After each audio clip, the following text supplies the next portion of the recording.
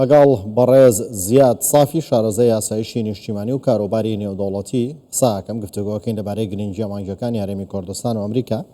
بەڕێز سافی ساڵتان لەبێت تۆم کاتتان باش. سەقامگیری ئاسایش و ئابووری هەرێمی کوردستان بۆ ئەمریکا تا چه ئاستێک گرنگە؟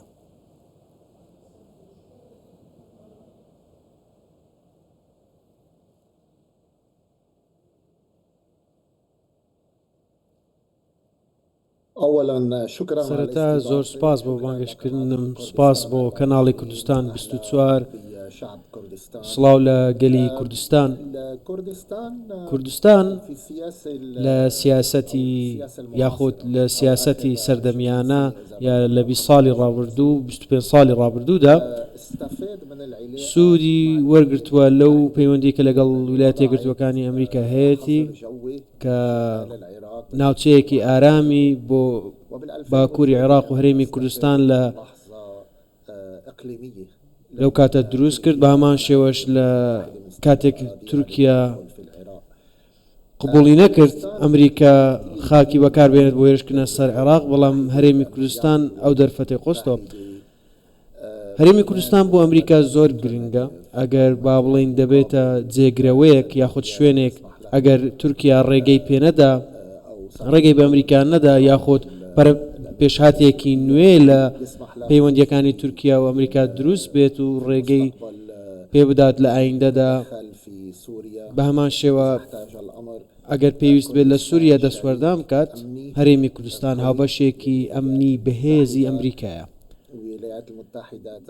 و ئەمریکا وەبەرهێنان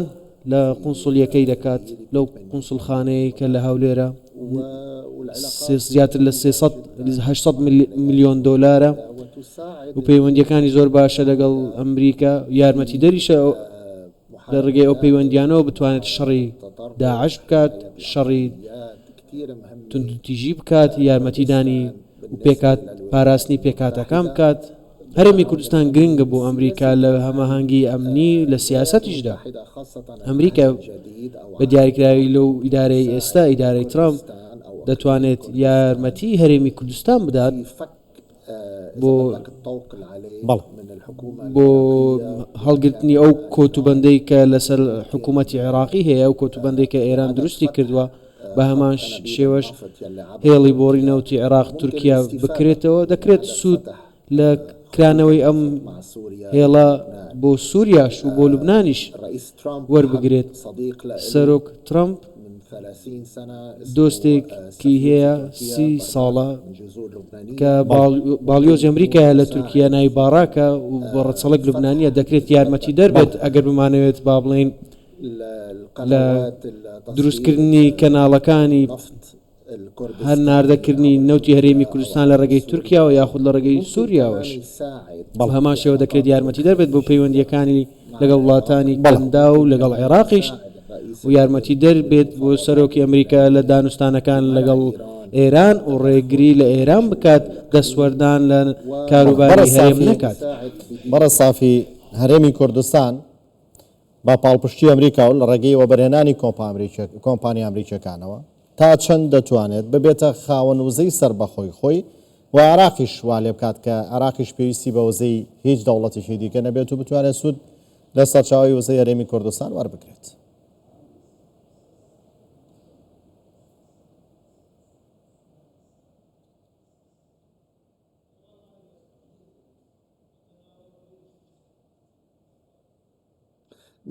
بەڵێ، هەمومان دەزانین دوای دەسوەردانی ئەمریکا لە عێراق لە ساڵی 2003 ئەمریکا سوودێکی زۆری لە نەوتی عێراق وەرنەگرت، بە پێچاوانەوە کە ئەوەی باز دەکەێت کە دەڵێن کۆمپانیایەکی ئەمریکی هەیە بە ناوی ئەکسۆن مۆبیل لە باشووری عێراقا، لە کێڵگەیەکی زۆر بچووکە. زۆرینەی ئەو کۆمپانیای سوودیان وەرگرتووە کۆمپانیای چینین، کۆمپانیای وڵاتانی کەنداون، کۆمپانیای ئەوروپین وەکو بریتیش پێترۆلیۆم، تۆتالی فەڕەنسی،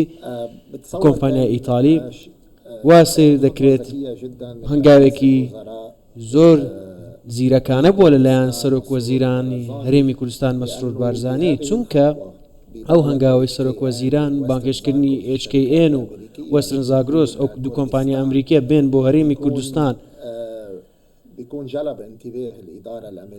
ڕاکێشانی سەرنجی ئەو ئیدارەی ئەمریکایە چونکە وەبەرهێنان دەکرێت بە هەماشەوە وەبەرهێنانی سەربازی و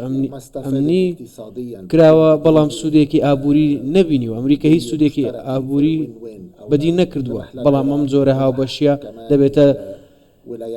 سەرکەوتنێک و داهاتێک بۆ هەرێمی کوردستان و عێراق و ئەمریکاش لە هەمان کاتیش. بەڵێ بەڕە سافی پێتان وایە خوێندنەوەی سەرۆکوەزیران تا چەند ورد بووە لە استراتیژی ئیدارەی دۆناڵد ترامپ لە سیاسەتی دەرەوە بە تایبەت کە هەرێمی کوردستانیش هاوتەریب لەگەڵ سیاسەتی ئەمریکادا بڕوات و یەکانگیر بن لە بەرژەوەندیەکانیانە.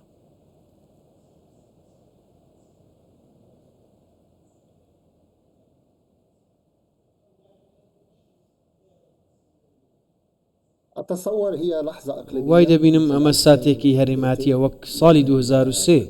کاتێک تورکیا ڕەتی کردەوە ڕێگە بە هێزەکانی ئەمریکا بدات بێت بەڵام هەرێمی کوردستان ڕێگەی پێدا هەماشت لە دانوستانی ئەمڕۆ لە نێوان ویتکۆف و ئێران هەبوو ئەم دانوستانە ساتی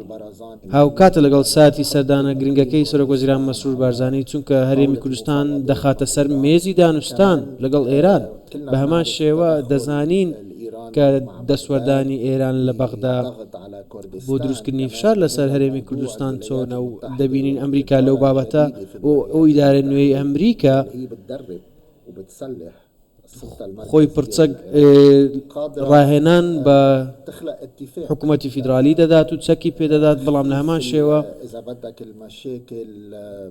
هەوڵ بدات کێشەکانی نێوان بەغدا و هەولێر چارەسەر بکات یاخود کێشەکان کەمتر بکاتەوە و ماف بە هەرێمی کوردستان بدرێت با بڵین هەڵگرتنی ئەو کۆتوبەندێک کە لەسەر هەرێمی کوردستان دروست کراوە هەوڵی بۆ بدرێت پەیوەندیەکی بەهێزیش لە نێوان سەرۆک ترامپ و ئەردوغان هەیە سەرۆک ترامپ 30 ساڵە دۆستێکی هەیە باڵیۆزی ئەمریکا تۆم بەراک دەتوانێت بەشداری بکات لە دانوستان و گفتوگۆیەکان کە لە بەرژەوەندی هەموو لایەکە هێڵی بۆڕیانە بکرێنەوە بە هەمان شێوە بە سووریاشدا تێپەڕن ئەم هەنگاوەی مەسرور بارزانی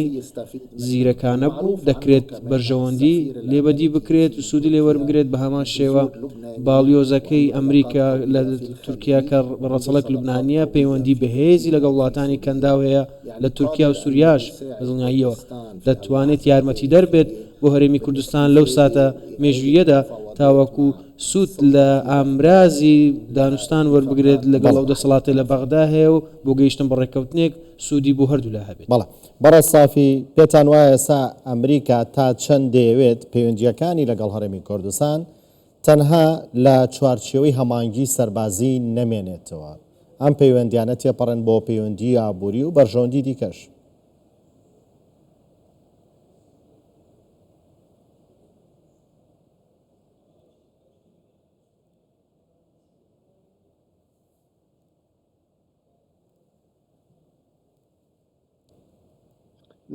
بەڵێ بەدڵنیاییەوە هەرێمی کوردستان لە ڕووی استراتیژیەوە گرنگە بۆ ئەمریکا چونکە هەروەک دەزانین تورکیا دەتوانێت هەر کاتێک بێت بە ئەمریکا بڵێت بنکەی من بەکارمێنە ئەو بنکەی کە لە تورکیا هەیە سووریاش بەم زوانە ئەمریکا لە سووریا دەکشێتەوە لە بەغداش ڕێگە بەهێزەکانی ئەمریکا نادرێت بە ئازادی خۆیان مامەڵە بکەن بەڵام لە هەرێمی کوردستان ئازادیان پێدراوە بۆیە دەکرێت خاڵێکی دەستپێک بێت بۆ ئایندا ئەگەر ڕووداوێک لە ئێران ڕوو بدات دەکرێت خاڵێک بێت بۆ دەسوەردان یاخود چارەسەرکردنی کێشەکان لە ڕووی دۆسیەی ئابووریەوە دۆسیەیەکی زۆر گرنگە بۆ ئەمریکا کە هەرێمی کوردستان سەقامگیر بێت. ئێستا 12 ملیارد دلار داهاتی نەوتی هەیە دەکرێت لە ئایندەدا ژمارەکە 4 ملیارد دلار بۆی زیاد بکرێت ئەمیش بەهۆی بەرهەمهێنانی غازە و بگاتە 16 ملیارد دلار ئەمە هەرێمی کوردستان بەهێزتر دەکات بەڵام بە هەمان شێوە دەبێت هەوڵەکانی ناوخۆی یەک بخات تاوەکو بتوانن باشتر کار بکەن و ڕێگری لە دەسوەردانی وڵاتانی دیکە یاخود حکوومەتی فیدرالی بکەن دەسوەردان لە ناوخۆ بکەن و بتوانن کێشەکان چارەسەر بکەن لە هەرێمی کوردستان. بەڵێ بەڕێز زیاد صافی شارەزای ئاسایشی نیشتیمانی و کاروباری نێودوڵەتی لە واشنگتۆن لەگەڵماندا. سپاس.